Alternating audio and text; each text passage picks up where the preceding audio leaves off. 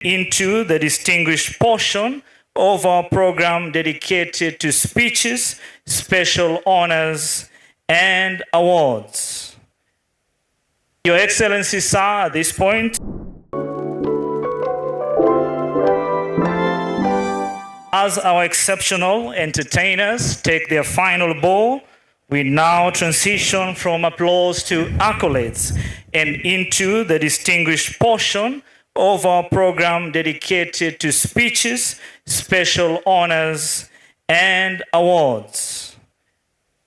Your Excellency, sir, at this point, may I kindly request for you to move forward and present the honors and awards to the officers and service members.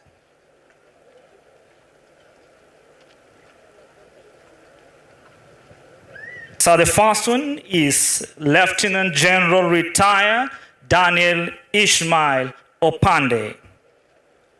Lieutenant General Retired Opande holds the distinguished honor of being the first commanding officer of the 9th Battalion Rifles when the unit was formed on 1st September 1979.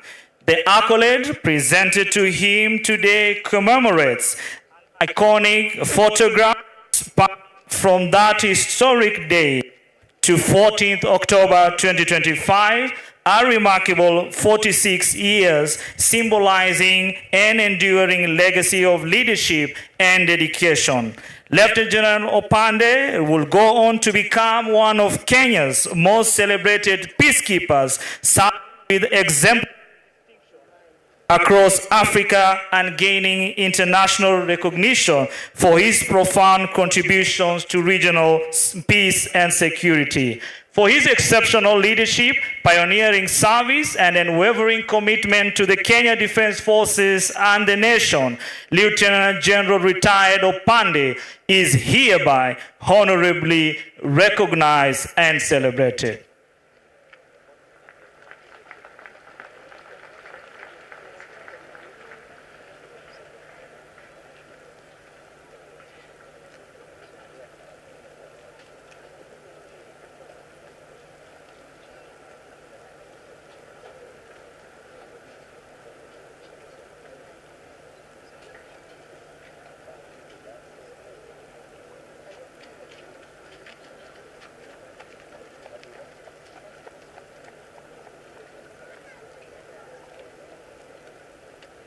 Let's extend a round warm of applause to Lieutenant General Retired Opande.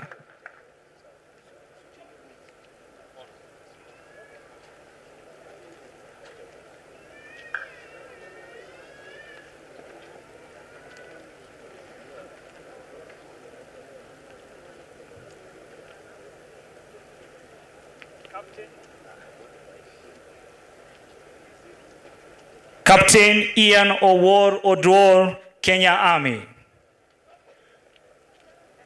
Captain Odwor excelled in operations, demonstrating extraordinary valor, and for his gallantry, leadership, and devotion to duty under hostile conditions, Captain Odwor is hereby honorably recognized.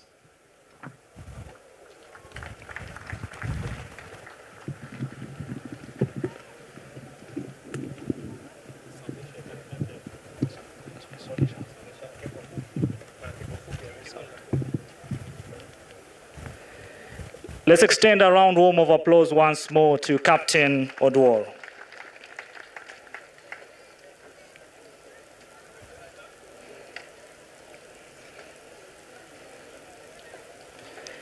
Captain Joseph Mapiku Suma, Kenya Air Force.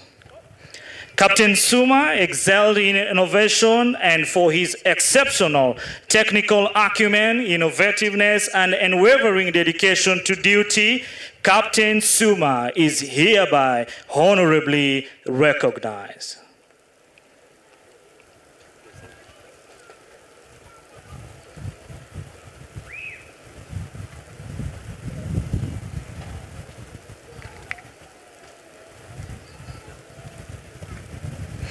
Let's extend a round of applause to Captain Suma for his excellence in innovativeness.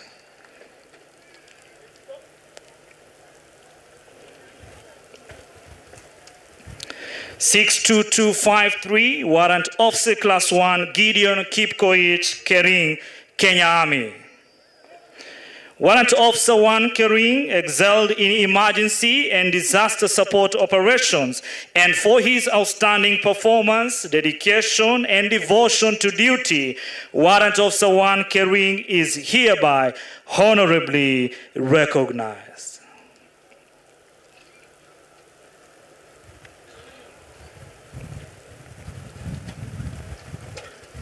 Let's extend a round of applause to Warrant Officer Class 1, Gideon Kipkoech Kering.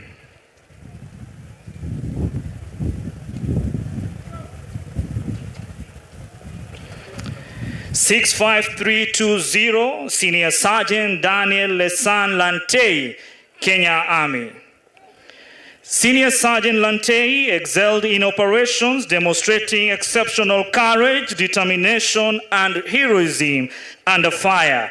For his exceptional courage, presence of mind, and determination in the face of grave danger, Senior Sergeant Lantei is hereby honorably recognized.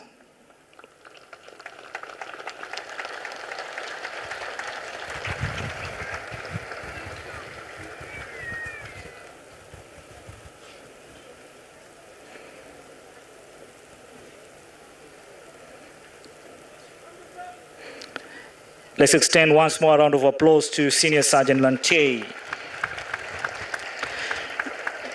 99554, Sergeant Wanga Saumu Saleh, Kenya Army. As part of KDS modernization initiatives, Sergeant Saleh excelled in the successful ERP system rollout. For her dedication, adaptability, and mission-first mindset, she is honorably recognized.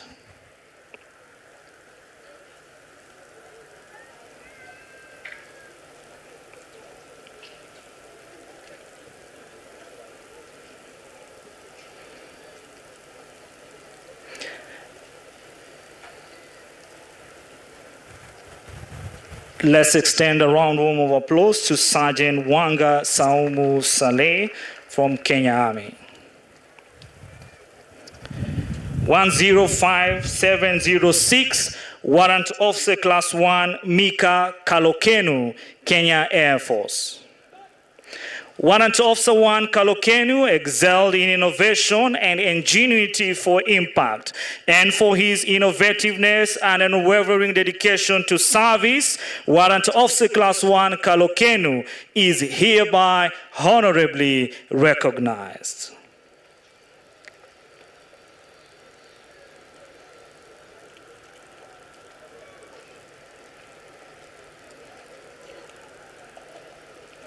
Let's extend a round of applause to Warrant Officer 1 Kalokenu for his excellence in innovations.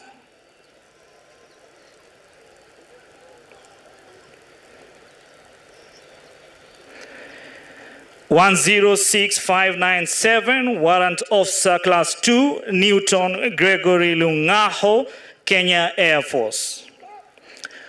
Warrant Officer Lungaho excelled in environmental stewardship and innovativeness, and for his outstanding leadership, technical skills, and commitment to excellence, Warrant Officer Class 2 Lungaho is hereby honorably recognized.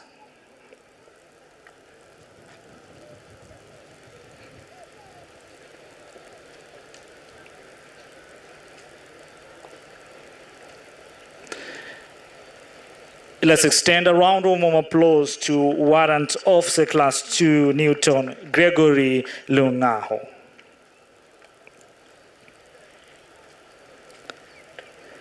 (35877), Sergeant Bernard Kibet Rono, Kenya Navy.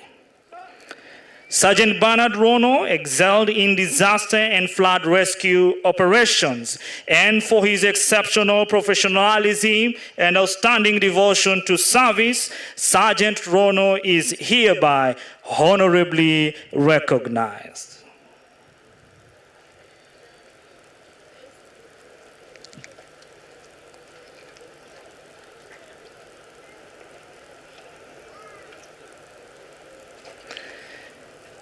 Let's extend a round of applause to Sergeant Bernard Kibet Rono from Kenya Navy. 136718, Corporal Charles Otieno Okello, Kenya Navy. Corporal Okello excelled in innovativeness and exceptional craftsmanship, and for demonstrating outstanding initiative and a strong sense of responsibility, Corporal Okello is hereby honorably recognized.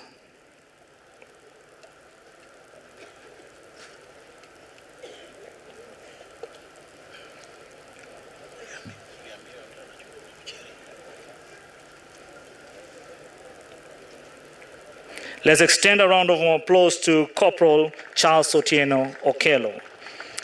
163186, Corporal Boniface Mushiri, Kenya Army. Your Excellency is currently on international duty with the Harambee Stars, and as such, the award will be received on his behalf by his officer commanding, Major Amos Ouko, Kenya Army. Corporal Mushiri excelled in football, serving as Ulinzi Football Club captain and representing Kenya in the recently concluded 2024 CHAN tournament. For his outstanding discipline, commitment, and exemplary performance in representing Kenya and KDF in football, Corporal Mushiri is hereby honorably recognized.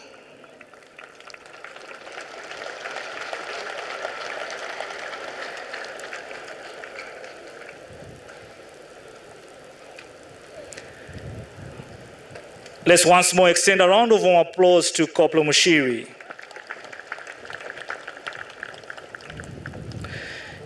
Your Excellency, that marks the end of the special honors and awards. May I kindly request, sir, you take your seat.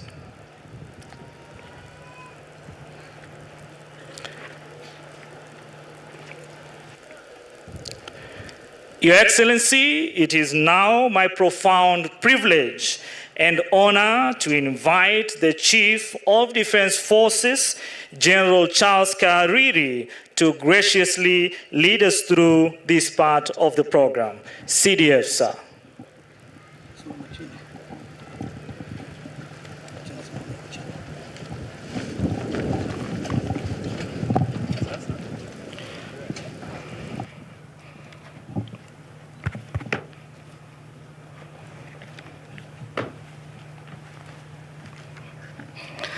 Your Excellency, the President of the Republic of Kenya and Commander-in-Chief of the Kenya Defense Forces, our Cabinet Secretary, Minister of Defense, Governor of Uasin Gishu County, our Cabinet Secretary, VCDF service commanders, general officers, our veterans, and in this case, Your Excellency, allow me to recognize the presence of two former Chiefs of General Staff, General Daudi Tonje and General Jeremiah Kianga. All retired generals, officers, warrant officers, and service members, askari wote, wageni wetu na familia zetu, itifaki yote ikihudhuriwa. Your Excellency, it is my distinct honor and privilege to welcome you to this year's KDF Day celebration, which is going to be a special one. Today, you have joined us, adorned in the official Commander-in-Chief regalia, and we really appreciate. Na hakika askari wote wamefurahia. Mmefurahia? Askari wote mmefurahia? So, Your Excellency, this day, other than us giving an opportunity to reflect on our past, present, and future aspiration, it is critically about honoring our fallen heroes and those that have paid the ultimate price and sacrifice in the service of their country, plus the families that they leave behind. The gallant men and women who paid this price in defense of our republic deserve this commemoration. Their courage, sacrifice, and devotion to duty continue to inspire all of us that wear the uniform. Your Excellency, no unit of KDF has made greater sacrifice than this great unit that was established by General Pandey as the first commanding officer, and those generals and officers and service members that have served in its ranks. It is why we have honored them by hosting these celebrations here at Moi Barracks. We therefore honor those gallant soldiers and their families. Your Excellency, this year's theme for this occasion is enhancing a soldier-centric approach towards mission readiness for national security and development. And it reminds us that our greatest strength lies in the well-being and readiness of each and every soldier. A mission-ready force begins with a motivated, empowered, and well-supported service personnel, both physically, mentally, professionally, and socially. Your Excellency, as we mark this day, we express our sincere appreciation to you and to your government for the unwavering support extended to the Kenya Defense Forces in many ways, but I pick out equipment modernization, housing, and medical services as the critical pathways to our mission readiness, which you have supported us very, very generously. These interventions will significantly enhance our operational capability, improve welfare, and strengthen morale across all ranks. Your Excellency, KDF remains firmly focused on its core mandate, that is defending and protecting sovereignty and territorial integrity of this republic. In today's complex and dynamic security environment, we continue to strengthen adopting multi-agency approach to national security operations and nation building, working closely with other institutions of government to safeguard our country, contribute to peace, prosperity, and development. To this end, I wish to recognize the civilian arm of the ministry, headed by our Chief of Defense Forces, Honorable Soipan Tuya, the PS, and the entire component, that are our key bridge to government and other agencies, and also ensuring that every policy direction is followed through and implemented through us. The KDF Foundation rests on loyalty, integrity, professionalism, and service to duty. And that is service to the nation before self. I need to emphasize that. Service before self. We continue to uphold our proud tradition, Your Excellency, of being apolitical and guided solely by our constitutional duty and mandate, and commitment to the people of Kenya. We also recognize the centrality of our families in sustaining a mission readiness force.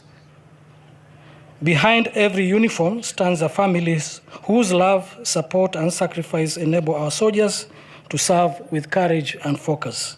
We honor them today as an integral part of the defense community.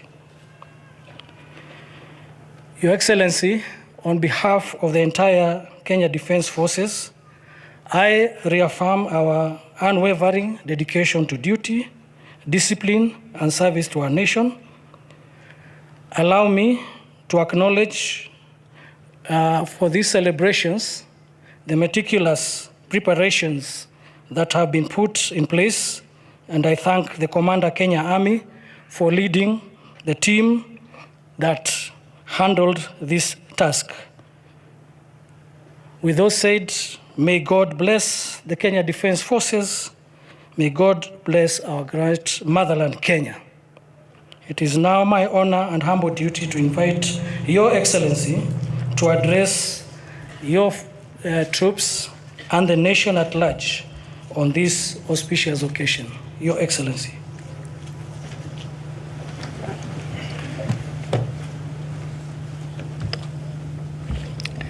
Thank you very much. We can take our seats. Cabinet Secretary, Ministry of Defense, Principal Secretary and staff, Chief of the Defense Forces, retired Chiefs of Defense Forces, Service Commanders, General Officers, retired General Officers and service personnel, distinguished guests, ladies and gentlemen. It gives me great pride and honor to join you today here at Moi Barracks, Eldoret, as we mark the Kenya Defense Forces Day.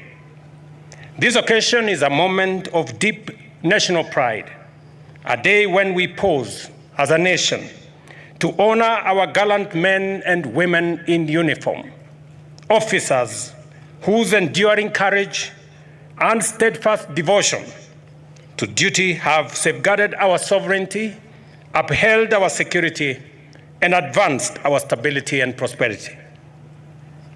Today's celebrations, guided by the theme enhancing a soldier-centric approach towards mission readiness for national security and development, comes at a defining moment, capturing both the spirit of our times and the enduring call to place the soldier at the heart of our national security and development agenda. We are reminded that the true heart of our national defense lies not only in our weapons or technology, vital though they are, but in the courage, welfare, and the unwavering readiness of the Kenyan soldier. It is the soldier who stands as the living shield of our sovereignty, the steadfast pillar upon which our security progress and national destiny are built. At the core of our celebration today, ladies and gentlemen, is the recognition of the immense sacrifices made by our soldiers. Every soldier who dons the Kenyan uniform carries the hopes, safety, and dignity of millions of our citizens. They operate in punishing terrains, enduring long separations from their families, and face danger with extraordinary courage. We cannot forget our brave heroes and heroines who have paid the ultimate price in the line of duty, defending our borders, securing our communities from the threat of terrorism, and serving in peace support operations beyond our borders.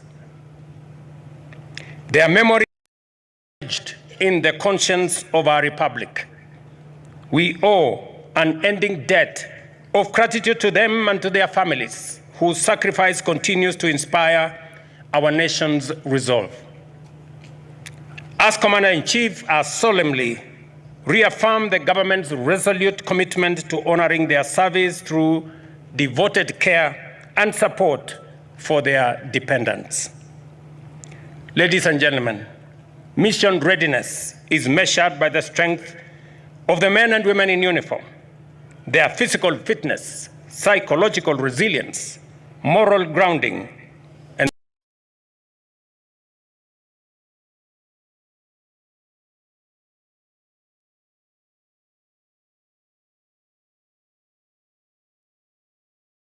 first, the welfare of the soldiers and their families. We have expanded healthcare in military facilities, accelerated housing projects across services, bases, and barracks, and enhanced family support programs.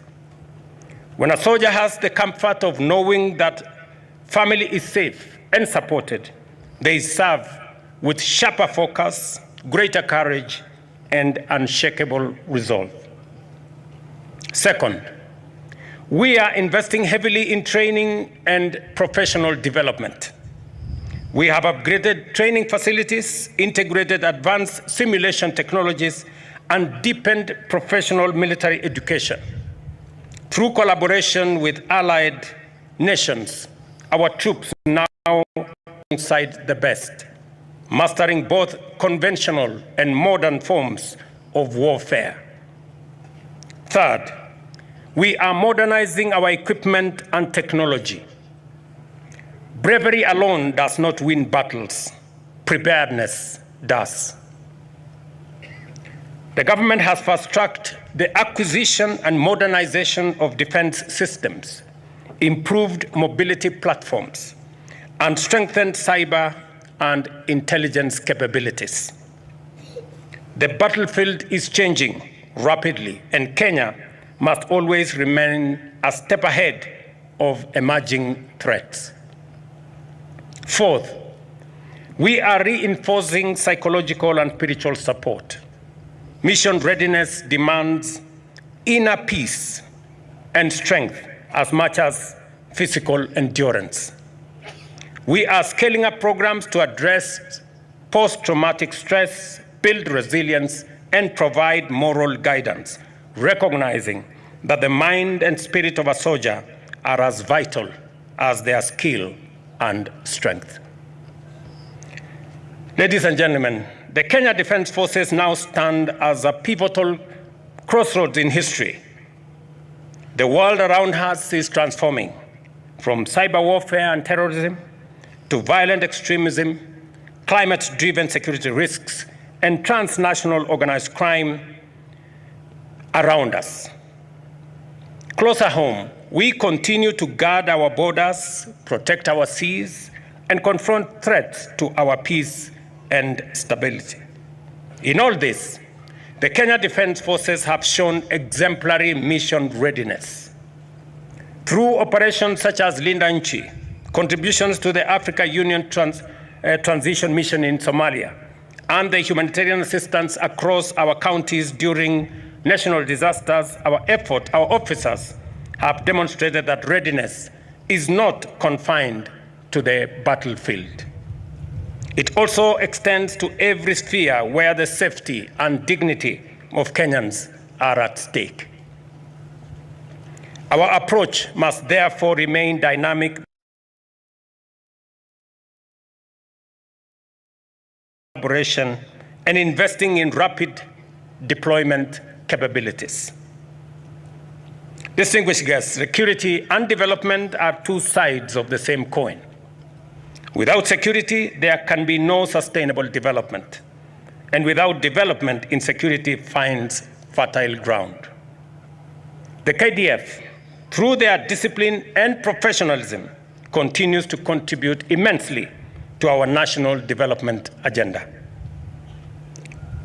Fellow citizens, the story of KDF is the story of what is possible when Kenyans choose excellence over average, service over selfishness, and courage over comfort. The transformation of our nation depends on this very spirit, the willingness to think big, to believe in our own potential, and to reject the limits of the ordinary. I have said it before, I repeat it here today again, that we must reject mediocrity in all its forms. We must aim higher, work harder, and serve better. We must settle for nothing less than the very best. Kenya Defense Forces are our heroes and patriots who continue to serve our beloved country with unmatched efficiency, discipline, and commitment. The KDF has remained a shining symbol of professionalism and integrity, not only in protecting our sovereignty, but also in driving the very transformation of our nation. Across Kenya, the fingerprints of the KDF are everywhere. You have built roads that connect communities and open new frontiers of opportunity. You have supported the construction of hospitals and schools that give life and hope to our people. You have played a pivotal role in iconic infrastructure projects such as Talanda Stadium, embodying our belief in talent, excellence, and national pride. In the North Rift, your courage and discipline have restored peace and order, allowing families and businesses to thrive once again. Our soldiers have also been instrumental in disaster response, medical outreaches, and environmental conservation efforts, such as tree planting, all of which strengthen our national resilience and defense. We shall continue to harness the skills and expertise of the Kenya Defence Forces in nation-building projects, whether in housing, manufacturing, innovation, or national infrastructure. And I'm very proud that finally we will have the Ulinzi Construction Company that will have all the capabilities for us to have KDF undertake construction of roads, bridges, houses, especially in difficult areas of our nation. I have committed to the KDF fraternity that the government of Kenya is going to put at their disposal all the equipment necessary for us to realize this vision, because we want to establish bases in some of the difficult areas in Kenya, in Turkana, in West Pokot, in northern Kenya, and many other areas that are of necessity to be able to protect our country. We shall also continue to deepen defense cooperation with regional and international partners, strengthen our interoperability, and enhance intelligence gathering. These partnerships not only improve our mission readiness, but also elevate Kenya's role as a responsible and respected member of the international community. As President and Commander-in-Chief, I am proud of what you have achieved, not only because you serve with honor, but also because your work gives life to the government's vision of a transformed and prosperous Kenya. You are builders of the Kenya we dream of, a Kenya that is modern, united, secure, and full of possibility. To the men and women of the Kenya Defence Forces, your patriotism, discipline, and professionalism inspired this great republic. You remind us that Kenya's destiny will not be achieved by half measures, but by total dedication to duty and to one another. As I said, we must believe in God, we must believe in ourselves, and we must believe in our country. It is the ingredients that will inspire us to move this nation from a third world country to a first world country in our lifetime. With the example that has been set by the Kenya Defence Forces, it expands the horizon of possibilities that can be achieved by our nation, Kenya. KDF has served in the international community in the peacekeeping missions around the world with exceptional excellence. They remind us that that excellence in our soldiers, in our military personnel, exists in every Kenyan. And therefore, we must never settle for the average or the ordinary. We must always work for the very best and the excellent. That is how we are going to move this country to the next level.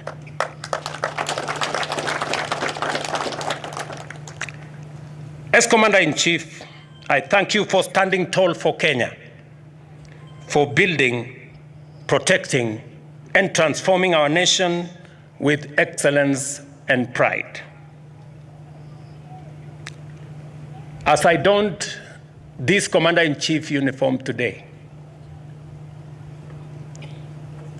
it reminded me of my early years as a student, as a pupil, actually, in Kamagut Primary School just next door.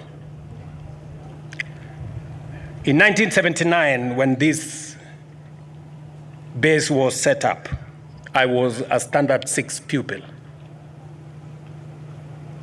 Today, with a lot of pride, I saw the choir from St. Mark, my village mates, sing here. And they were singing about the Commander-in-Chief. I don't know whether they knew who that was. And with, again, a lot of pride to see the development that has gone on in this institution and the great strides that have been made by not just the 9th Battalion, but the Kenya Defence Forces. Congratulations on all the positive steps that you are making to secure our nation.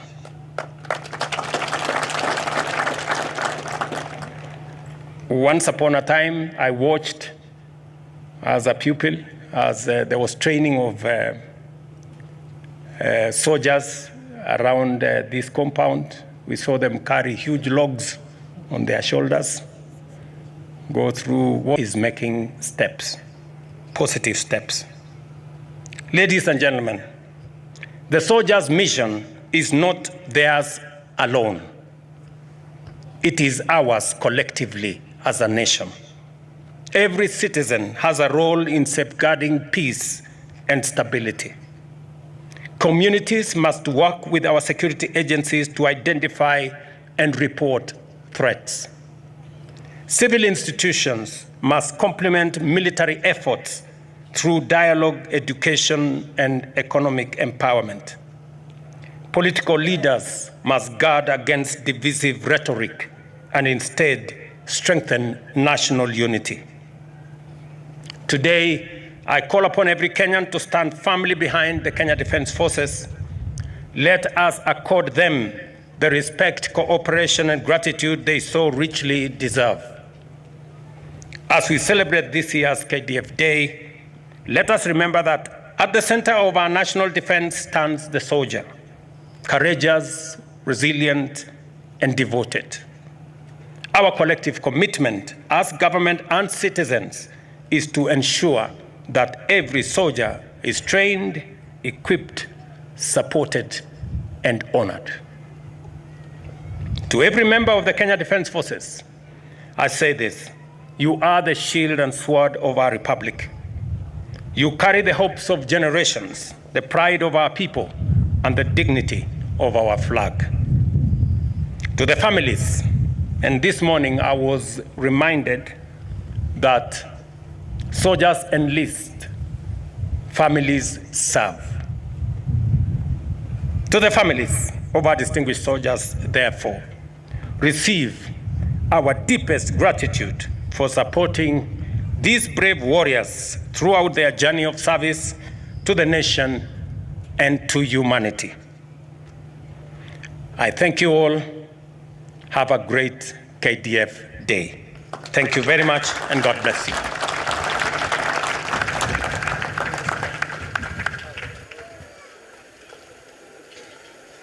Asante sana Mheshimiwa Rais. Kinafuata kipindi cha sherehe za machweo ya jua, beating of the retreat by the KDF band. Bendi, tafadhali wapo mko tayari, uwanja ni wenu.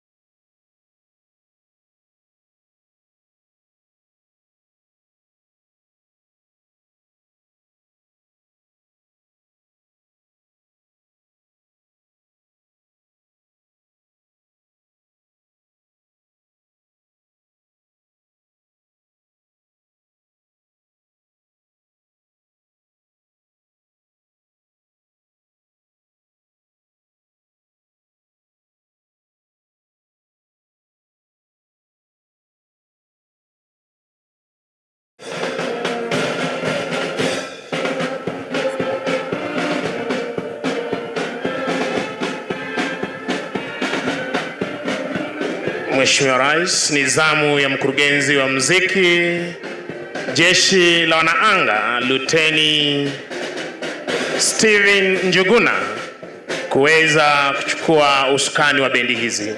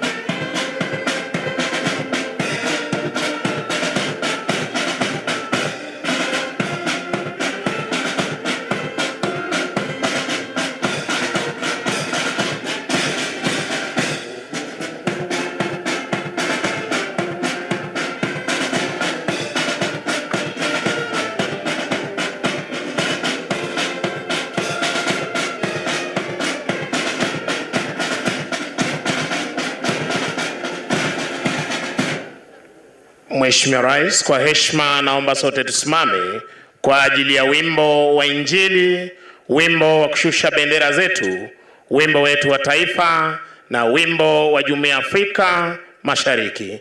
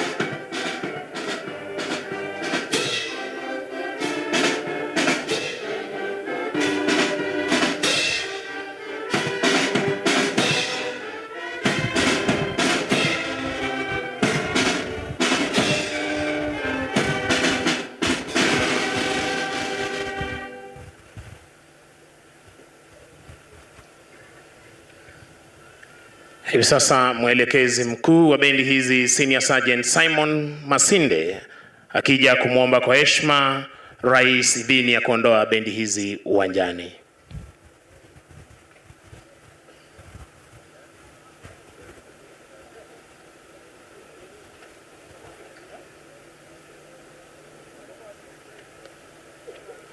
Mheshimiwa Rais, naomba kwa heshima tuketi tafadhali.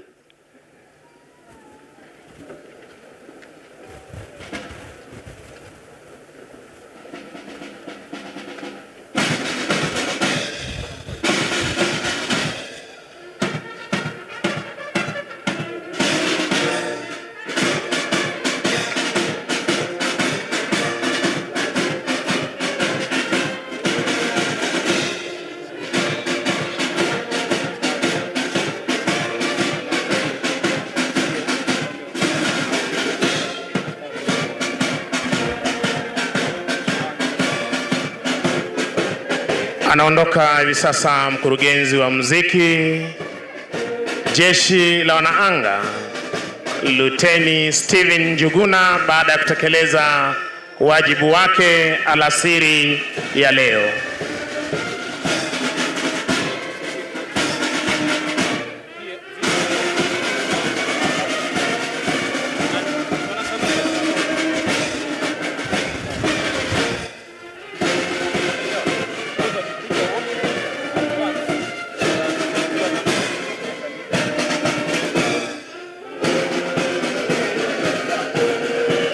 Asante sana Mheshimiwa Rais kwa kuweza kupokea saluti hiyo kutoka kwa bendi za majeshi ya ulinzi.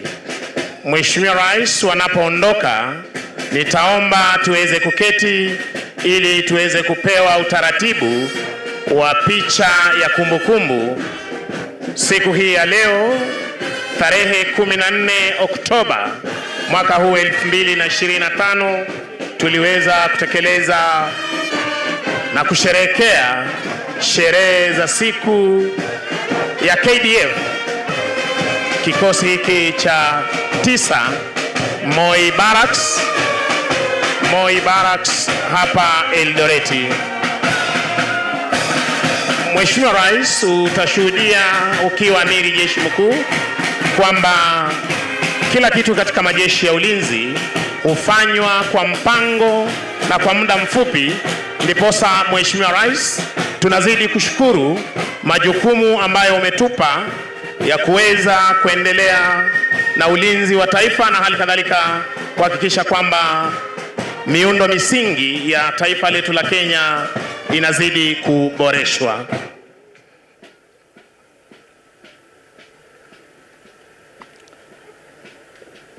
Your Excellency, for our next part of the program, which will be transitioning to a commemorative photograph session, and I kindly request the Military Wives Association team, led by the chairperson, Madam Grace Kahariri, to take up their position. I can see the seats already set. Your Excellency, distinguished guests, as we conclude today's memorable KDF Day celebrations, we reflect with pride on our rich heritage of service while embracing a future filled with promise and unwavering commitment. Thank you all for joining us in these celebrations, and we do pledge to continue protecting and serving our beloved nation with honor, dedication, and pride. Your Excellency, as we capture this historic moment, this photo session will serve as a lasting memory of today's celebration and the distinguished individuals who have graced us with their presence on this momentous occasion. As such, allow me to read to you the exposures as they will be following each other. Your Excellency, I now kindly request the Permanent Secretary for Defense, the Vice Chief of Defense Forces, the service commanders, the Vice Chancellor of the National Defense University, Kenya, the DIG, Kenya Police Service, retired General Tonje, retired General Kianga and retired General Opande, together with the General Officer commanding West Command, to take their seats on the photo session.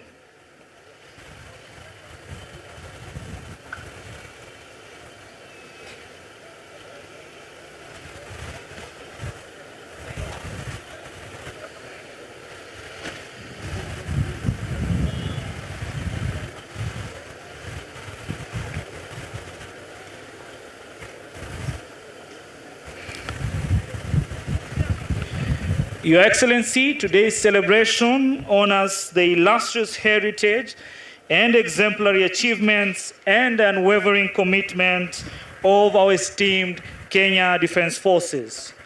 At this particular point, Your Excellency, I'll kindly request that you join into the photo session accompanied by the Cabinet Secretary for Defense and the Chief of Defense Forces. Your Excellency, please.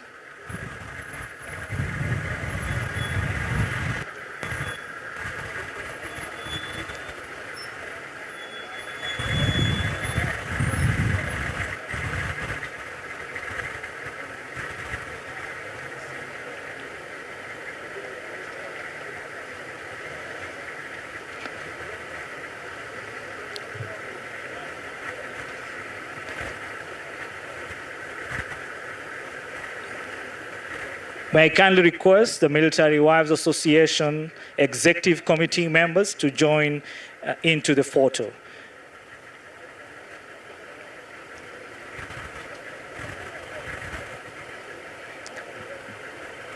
I'll kindly request the Governor of Uasin Gishu County as well to join into the photo session. Welcome, sir.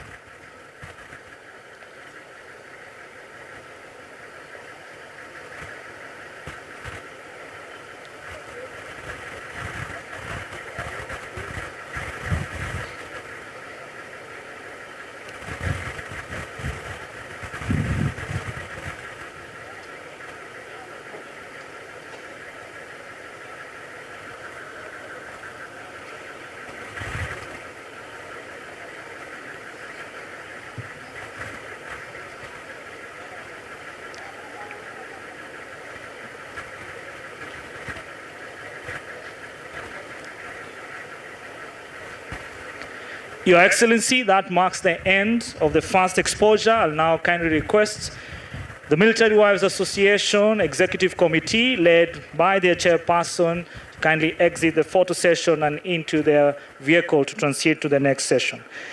Your Excellency, for the second exposure, it will be with retired generals.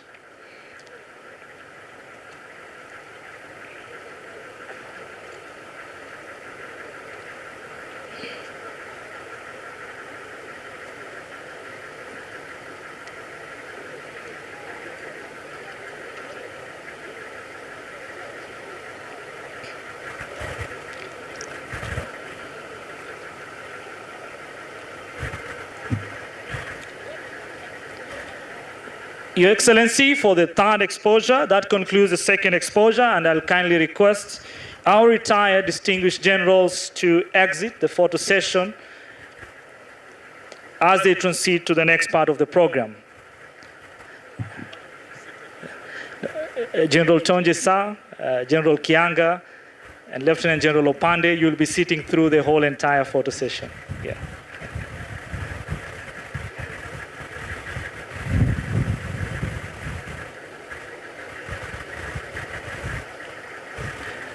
For the next photo session, which is the third exposure, I'd like to request the current serving generals to join into the photo session.